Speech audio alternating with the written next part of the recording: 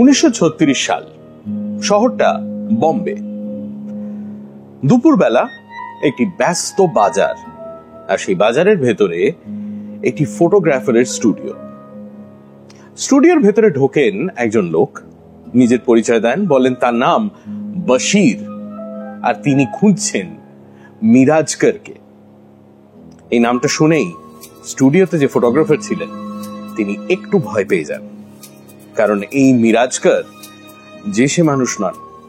খাতায় কলমে এস মিরাজকর কাজ করেন for the Indian national Congress, কিন্তু তিনি আসলে কাজ করেন for the workers and peasants party, যেটা কমিউনিস্ট পার্টি অফ ইন্ডিয়ার একটা ফ্রন্ট। আর ভারতবর্ষে তখন কমিউনিস্ট পার্টি ব্যান্ড। আর তার খোঁজে যে লোকটি এসেছে তার আসল নাম বশির নয়, সে ইংরেজ। তার আসল নাম মাইকেল জন ক্যারেট। কিন্তু প্রশ্ন হচ্ছে, একজন ইংরেজ এরম ভাবে নাম ভাড়িয়ে, ছদ্মবেশে, লুকিয়ে লুকিয়ে একজন ভারতীয় কমিউনিস্টের খোঁজে একটা বাজারের ভেতরে কি করছে, সেই গল্পই আপনাকে এবার বলবো। নমস্কার, আমি Deep and welcome to Half Pant History.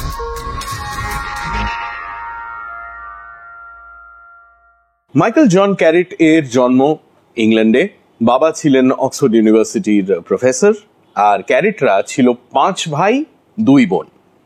1928 সালে ক্যারেট আইসিএস পরীক্ষা পাশ করেন। সেই সময় যারা আইসিএস পরীক্ষা পাশ করে ভারতে আসতেন কাজ করতে, তাদের সব থেকে প্রেফার্ড পোস্টিং এর জায়গা ছিল পাঞ্জাব।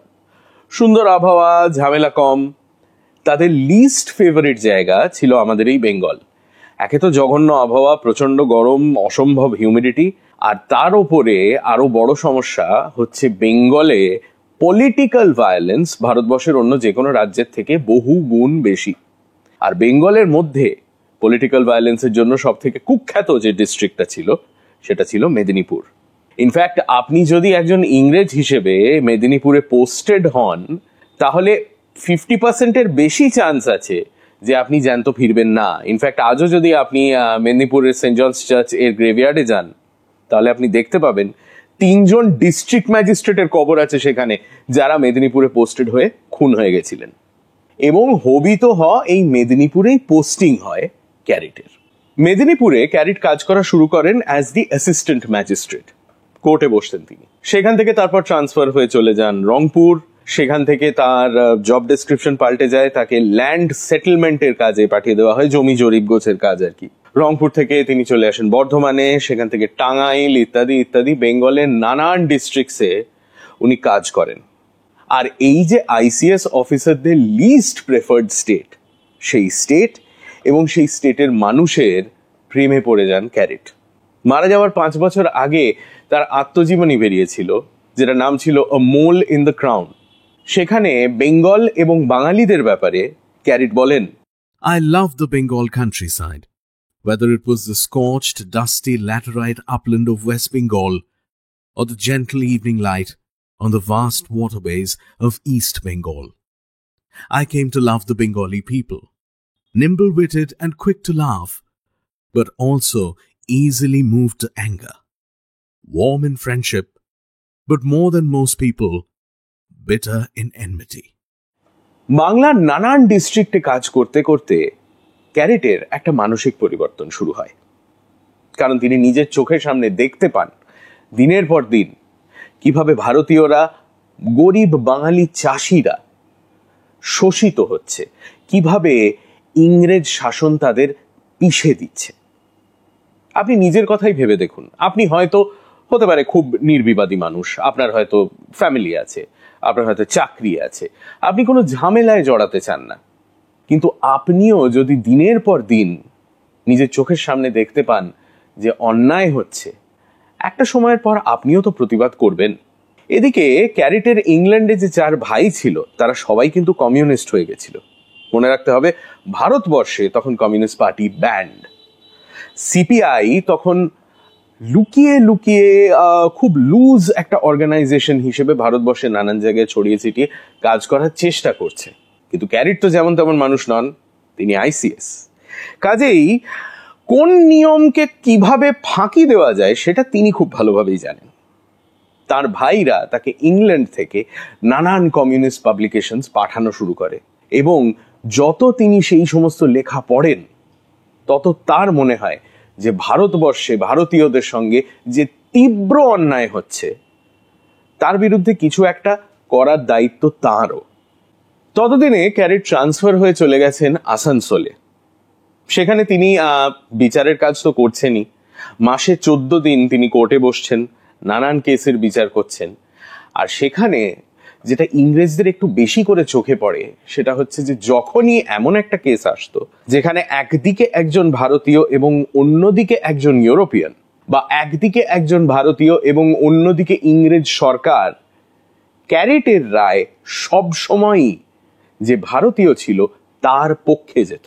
এই সময় ক্যারেট এডনা বলে এক আর্মেনিয়ান মেয়ের প্রেমেও পড়েন। তবে ব্যাপারটা তারপর আর এগোয়নি। হয় তার এই ভারতীয়দের পক্ষে রায় দেওয়া, না হলে একজন ইংরেজ অফিসার একজন আর্মেনিয়ান মেয়ের সঙ্গে প্রেম করছেন এটা নিয়ে একটা স্ক্যান্ডাল, এই দুটোর মধ্যে যে কোনো একটা কারণে ক্যারেটকে তারপর আবার ট্রান্সফার করা হয়, এবার টু দ্য পলিটিক্যাল ডিপার্টমেন্ট। আর এবার তিনি বসা শুরু করেন একেবারে আমাদের রাইটার্সে।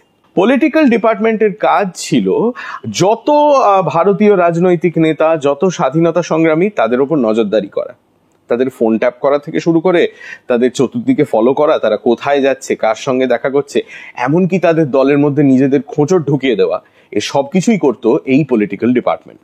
1934 সালে ক্যারেটের আবার বদলি হয় এবং এবার তাকে পাঠানো হয় টাঙ্গাইলে।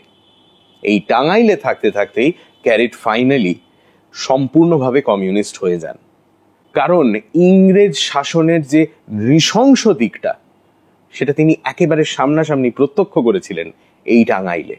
হয়তো একটা গ্রামের একটা ছেলে সে কোথাও কিছু একটা করেছে, কোনো ইংরেজ সাহেবকে কিছু করেছে, তার ফলে সরকার ডিসাইড করলো শাস্তি দেওয়া হবে তার গোটা গ্রামকে। পলিটিক্যাল কেসেস এর জন্য টাঙ্গাইলে একটি আলাদা কোর্টই সেট আপ করে ফেললো সরকার।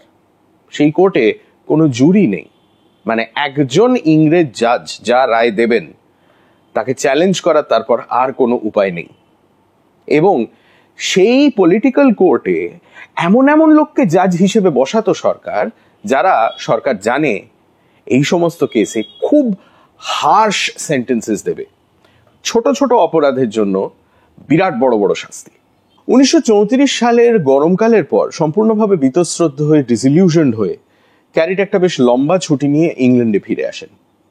ইংল্যান্ডে ফিরে এসে তিনি বেন ব্র্যাডলি বলে এক ভদ্রলোকের সংগঠন দ্য লিগ এগেনস্ট ইম্পিরিয়ালিজমের সঙ্গে যোগাযোগ করেন।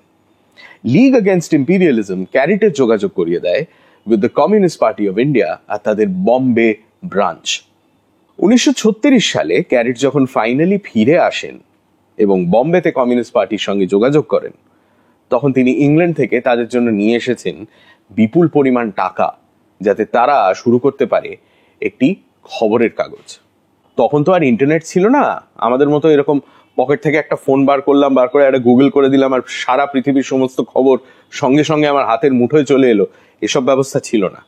আপনি যদি কমিউনিস্ট হন এবং আপনি জানতে চান যে কমিউনিস্ট আন্দোলনে কোথায় কি হচ্ছে সারা বিশ্ব জুড়ে, যারা সারা পৃথিবীর বড় বড় কমিউনিস্ট নেতা তারা কি ভাবছে, আপনার যে আন্দোলন সেটাকে আপনি কোন পথে এগিয়ে নিয়ে যাবেন, এই সমস্ত জিনিসপত্র যদি আপনি জানতে চান, এই সমস্ত জিনিসপত্র নিয়ে যদি আপনি ভাবনা চিন্তা করতে চান, তাহলে এইরকম একটা কমিউনিস্ট খবরের কাগজের ভীষণ প্রয়োজন।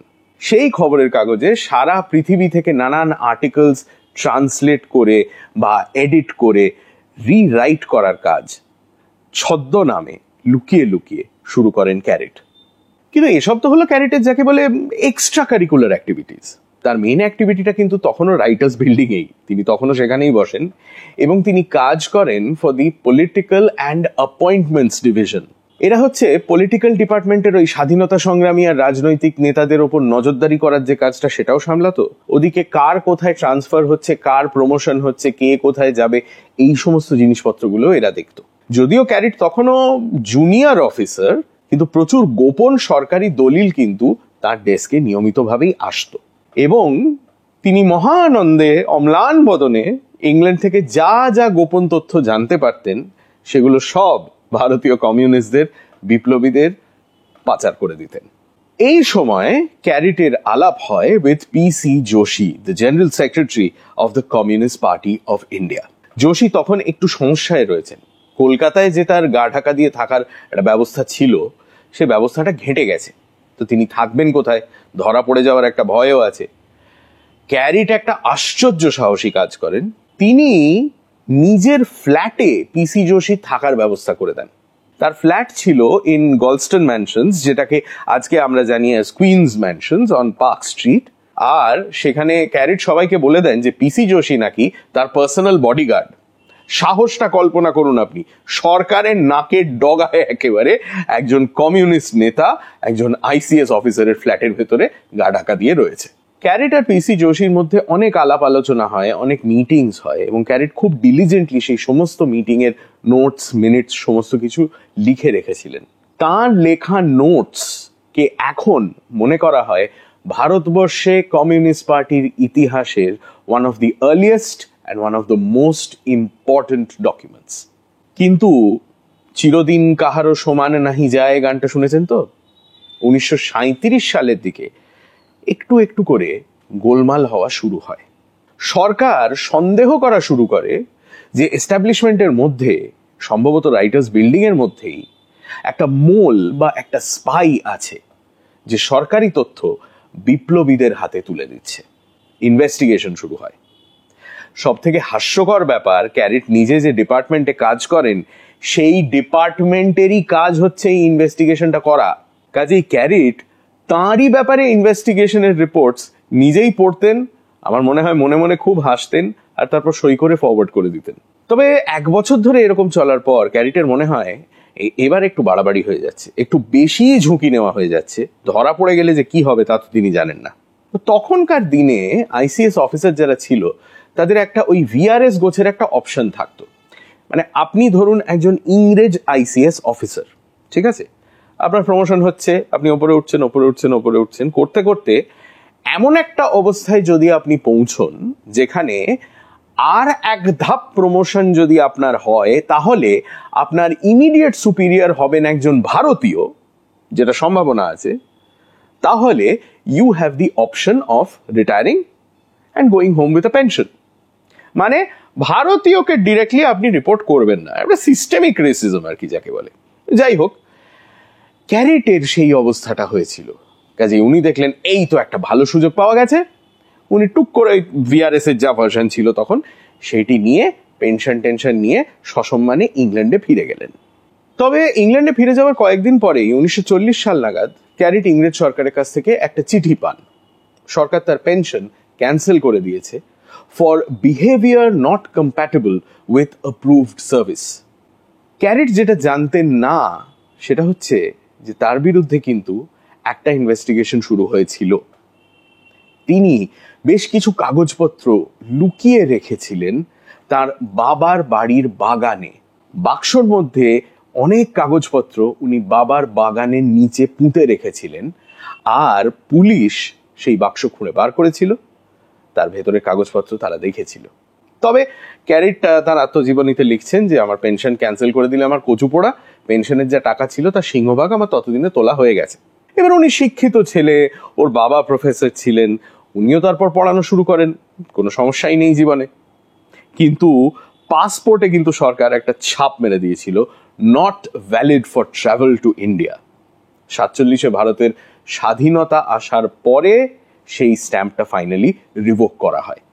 তার বিরুদ্ধে যে সরকার একটা ইনভেস্টিগেশন চালিয়েছিল সেসব ক্যারিট কিন্তু কিছুই জানতেন না, এবং জানতে পারতেনও না যদি না তার কাছে 1980 সাল নাগাদ একটা ফোন আসতো। ইন 1980 একটি সরকারি আর্কাইভ থেকে তাকে কন্ট্যাক্ট করা হয়। তাকে বলা হয় যে একজন রিসার্চার তার সিক্রেট গভর্নমেন্ট ফাইলটা দেখতে চাইছেন তার নিজের গবেষণার জন্য। কিন্তু সেই আর্কাইভের পলিসি হচ্ছে যার ব্যাপারে ফাইলটা, তিনি যদি জীবিত থাকেন তাহলে তার পারমিশন না নিয়ে অন্য কাউকে সেই ফাইলটা দেখানো হবে না। তো তারা ফোন করেছে ক্যারিটের কাছ থেকে পারমিশন নিতে, যে আপনার কি কোনো আপত্তি আছে অন্য কেউ যদি আপনার ফাইলটা দেখে? ক্যারিট প্রথমে বললেন না, আমার কোনো আপত্তি নেই। তারপর তার খেয়াল হলো, ও আমার ব্যাপারে একটা ফাইল আছে, তাহলে তো বোধহয় সেটা আমারই দেখা উচিত। তো উনি বললেন, আচ্ছা আমাকেও এক কপি পাঠিয়ে দিন। তারপর সেই ফাইলের কপি খুলে ক্যারিট দেখেন যে ইংরেজ সরকার সব জানতো। তার বিরুদ্ধে ডজন ডজন কমপ্লেন এসেছে ওভার দ্য ইয়ার্স। তিনি যে ভারতীয়দের প্রতি পক্ষপাতিত্ব করেন সেই নিয়ে অনেকের আপত্তি। তিনি হয়তো লুকিয়ে লুকিয়ে ভারতীয় বিপ্লবীদের সঙ্গে দেখা করছেন, পিসি যোশীর সঙ্গে হয়তো দেখা করছেন, এদের হয়ে হয়তো কাজ করছেন, এদের হয়তো তিনি ইনফরমেশন দিচ্ছেন। এই সমস্ত কিছু সেই ফাইলে নোট করা রয়েছে এবং সেই ফাইলে যা মেটেরিয়াল রয়েছে তা ক্যারিটকে প্রসিকিউট করার পক্ষে যথেষ্ট। কিন্তু প্রসিকিউট করা তাহলে হয়নি কেন? একটাই কারণ, এম্বারাসমেন্ট। একজন আইসিএস অফিসারকে যদি প্রসিকিউট করা হয় for his sympathy with Indians, সেটা গোটা ব্রিটিশ ইন্ডিয়ান গভর্নমেন্টের পক্ষে একটা স্ক্যান্ডাল তো বটেই, একটা ভয়ঙ্কর লজ্জার ব্যাপার। এই একটি ছোট্ট জিনিসের জন্য অত বছর ধরে ক্যারিট পার পেয়ে গেছিলেন। ক্যারিট যখন ইংল্যান্ডে ছিলেন তখন আমাং আদার পিপল, ক্যারিট যখন নিজে ইংল্যান্ডে ছিলেন ছাত্র হিসেবে, তখন আমাং আদার পিপল তার এক খুব কম বয়সী বাঙালি কমিউনিস্টের সঙ্গে আলাপ হয়, জ্যোতি বসু, আমাদের রাজ্যের প্রাক্তন মুখ্যমন্ত্রী। ক্যারিটের আত্মজীবনী যেখানে এই সমস্ত ঘটনার তিনি লিখেছেন তার নাম হচ্ছে আ মোল ইন দ্য ক্রাউন। তার একটি বাংলা অনুবাদও আছে, আপনি খুঁজলে পেয়েও যাবেন। এবং সেই অনুবাদের ভেতরে সম্ভবত ব্যাক কভারে জ্যোতি বসুর স্মৃতিচারণের একটা ছোট্ট অংশও কিন্তু রয়েছে। কিন্তু সব থেকে বড় প্রশ্ন হচ্ছে এই যে নিজের ক্যারিয়ার নিয়ে, নিজের জীবন নিয়ে এতটা ঝুঁকি নিয়েছিলেন একজন মানুষ, had it bin worth it? দ্বিতীয়বার যদি তিনি এই একই সিচুয়েশনে পড়তেন তাহলে কি তিনি একই সিদ্ধান্ত নিতেন? আ মোল ইন দ্য ক্রাউনে ক্যারিট লিখছেন, Yes, it had certainly been worthwhile. A faith or goal that is shared with others and is other-directed, and not just for personal power, fame, wealth, or a good time, gives life coherence and significance. And given the same circumstances of time and history, I think I would choose the same sort of road. Michael John Carritt, ICS officer, communist, a friend of the Indian and the Bengali people. আমার নাম দীপ, আর যদি এতদূর দেখে থাকেন তাহলে thank you so much for watching this episode of Half Pant History. ইতিহাস নিয়ে, particularly কলকাতার এবং বাংলার ইতিহাস নিয়ে যদি আরো জানতে চান তাহলে ইউটিউবে ফলো করুন আর ইনস্টাগ্রামে সাবস্ক্রাইব করুন। ফিরে আসবো ঠিক 2 সপ্তাহ পরে এরকম আরো একটি গল্প নিয়ে। নমস্কার।